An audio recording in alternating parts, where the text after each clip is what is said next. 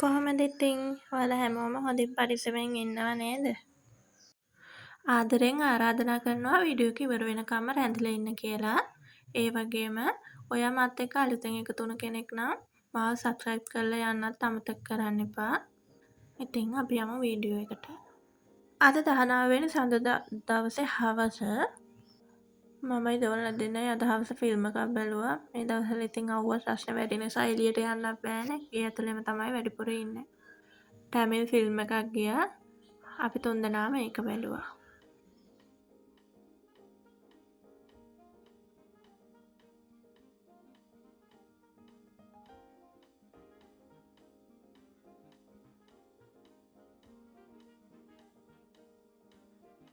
ඔය විදිහට ඉතින් ෆිල්ම් එකත් බලලා ඉවර වුණා. දැන් නම් වෙලාව 4ට වගේ ඇති. ඊට පස්සේ දෝලා දෙන්නට අකුරු ලියන්න ඕනි කිව්වා. මම ඒ දෙන්නට අකුරු ලියන්න දුන්නා. අක්කා බබාට දෙනකොට නංගි බබාටත් දෙන්න ඕනනේ. ඒක නිසා ඒ දෙන්නටම ලියන්නයි පාට කරන්නයි පොත් දෙකක් දුන්නා.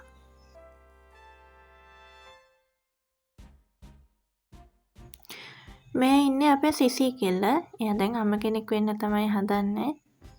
මං එයාගේ බණ්ඩි ගෙඩිය චුට්ටක් අත ගෑව චූටි පැටා හොඳින් ඉන්නවද බලන්න. එයාත් හරි ආසාවෙන් ඉන්න ඔළුව අත ගාද්දි. ආදරේ දෙනවා නම් එයාලා උනත් හරි ආසයිනේ. සතුනත් එයාලටත් ආදරේ ඕනේ.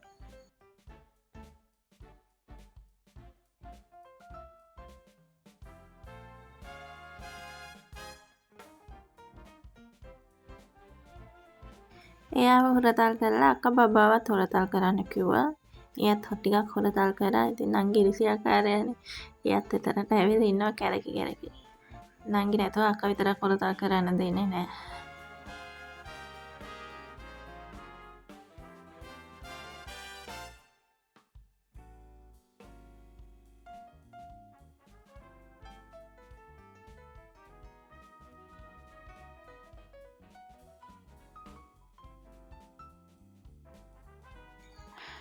ඊට පස්සේ ඉතින් දෝනිලා දෙන්නගේ වොස් දැම්මා. වොස් දාලා ඉවරනා මේ දෙන්නගෙම කොණ්ඩේ පීරන්න ඕනේ ලස්සන ඇඳුම් දෙකක් අඳවලා.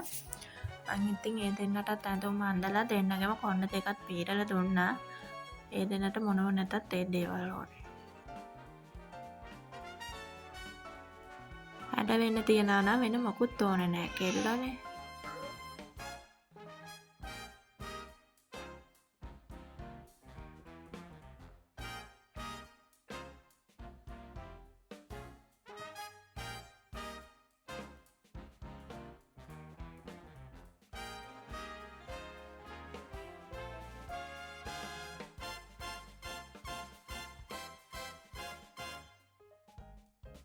අක්කයි කොණ්ඩේ පීරන අතරේ නංගි ඩාන්ස් එකක් දානවා.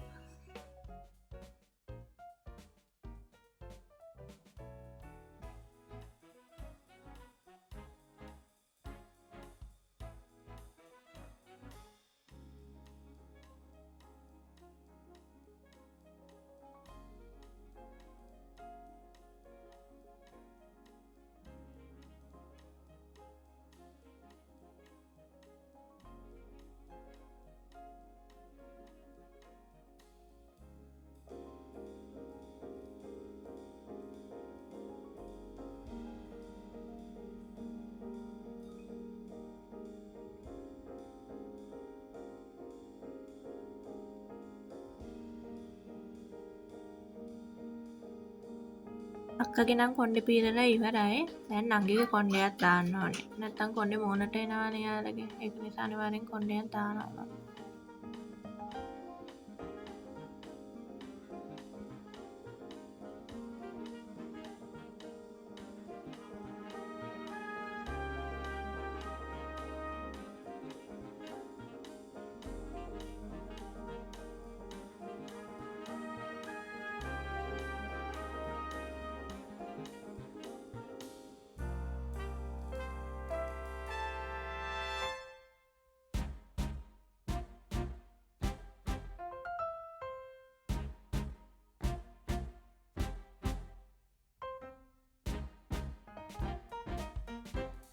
කොණ්ඩේ බැඳලා ඉවරලා අපි දෙන්නටම පවුඩර් ටිකකුත් දැම්මා. ක්‍රීම් දාලා තිබුණේ කලින්. ඒක නිසා පවුඩර් ටිකකුත් දැම්මා. සුවඳ වෙන්නත් එපා බබාලව.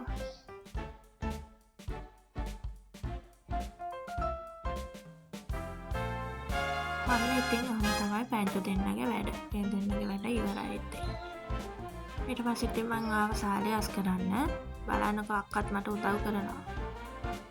එයා හරි ආසයි මං වැඩක් කරද්දී ඒකට උදව් කරන්න.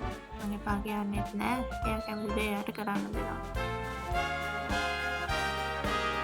පස්සේදී යාගේ කොස්සිල් එකගෙන ගේ අස් කරලා මං අතු ගාලා දෙන්න. දැන් ඉතින් ටිකක් හවස් වෙලානේ. හැට කෑම හදන්නත් ඕන නිසා මං ඉක්මනින් ගේ අස් කරලා දෙන්න. ඒ දෙන්න බයිසිකල් පදිනවා.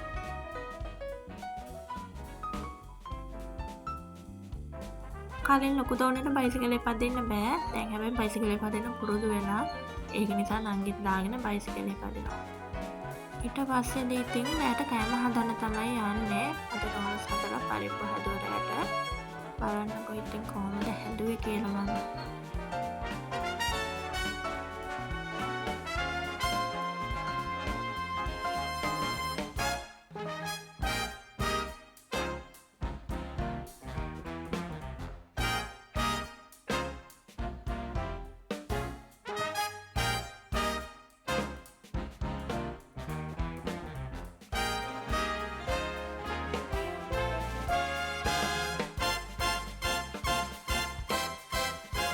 ඔය විදිහට ඉතින් කෑම එකත් හදලා ඉවර කරගත්තා. මේ තියෙන නෝන්ලස් එක. මේ තියෙන්නේ අද රෑට හදාගත්ත පරිප්පු එක. මේ තමයි ඉතින් අද රෑට අපිට තියෙන කෑම එක. රස පාටයිද?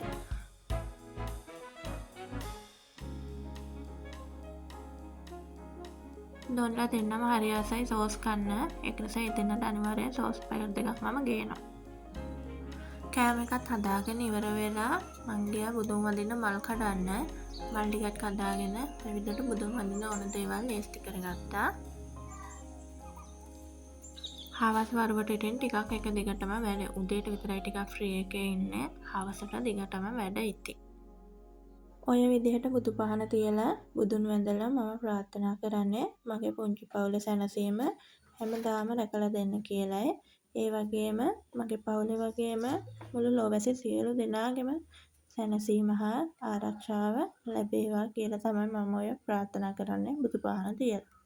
මම හැමදාමත් පුරුද්දක් විදිහට පවුල ආරක්ෂා කරන පත්තිනි මෑණියන්ටත් වන්දනාමාන කරන්න අමතක කරන්නේ නැහැ. මොකද පවුලේ සමගිය සතුට රැඳිලා තියෙන්නේ පත්තිනි මෑණියන්ගේ පිහිටෙන් කියලායි මම අහලා තියෙන්නේ. ඔය විදිහට මම ඒ වැඩ ටිකක් කරලා ඉවර වුණා. ඒ ටික කරලා ඉවර වෙද්දී අක්කා බබයි නංගි බබයි පොඩි රණ්ඩුවක් ගිහින් දෙන්නම අඬන්න ගත්තා. හැමදේටම කලින් ඒ දෙන්න තනසලා ඉන්න ඕනනේ. මං ඉතින් දෙන්නම කූල් ඩවුන් කරනවා පොඩ්ඩක් තුරල් කරගෙන. ඉතින් ඔය විදිහට තමයි අද හවස් වරුව ගෙවුනේ. මෙතනින් පස්සේ නම් මම වීඩියෝ කරන්න ගියේ නෑ. ලොකු වැඩක් තිබුණ නැහැ ඊට පස්සේ. ඉතින් මෙතනින් අද වීඩියෝ එක අවසන් වෙනවා. මගේ වීඩියෝ එක බලපු හැමෝටම ගොඩක් ස්තුතියි. ආයෙත් අලුත් වීඩියෝ එකකින් ඉක්මනින්ම හම්බ වෙමු. ගිහින් එන්නම්. හැමෝම සතුටින් පරිස්සමෙන් ඉන්න. බුදු සරණයි.